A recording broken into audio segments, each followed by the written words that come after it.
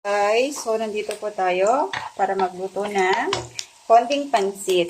So dahil konti lang kami rito, so yan po yung vegetable. Cabbage, carrot. Yan ang kasing kinakain namin dito. Then ito yung noodles. Ito yung ating hipon. So tingnan natin yung onion, garlic. Tapos maglagay tayo ng hipon. You go away, baby.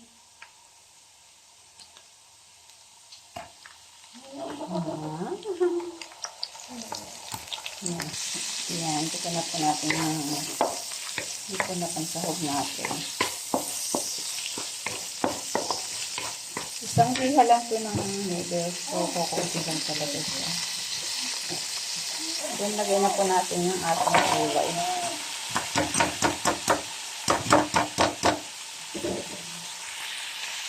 Then, halu-haluin.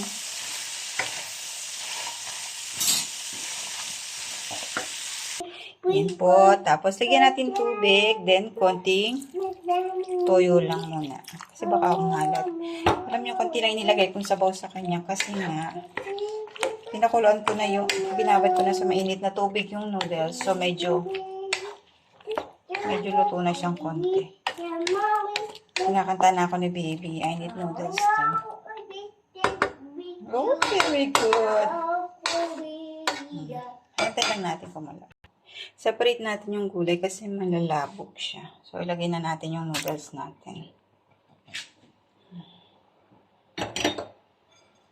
Ayan. Then, halo-halo na lang.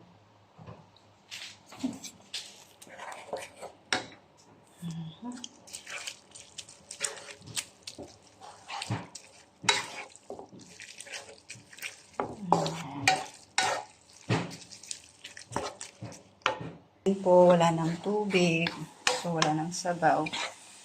Ako naman masyadong dry. Okay na po yan. So, ang gawin na lang po is lagyan ng pepper saka yung ibang seasoning na gusto nyo ilagay. Kasi sa akin, okay na yung alat niya. So, hindi ko na siya lalagyan ng asin.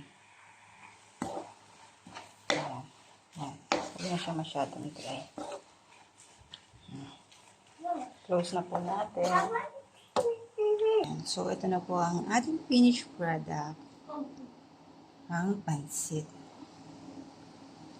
Yan.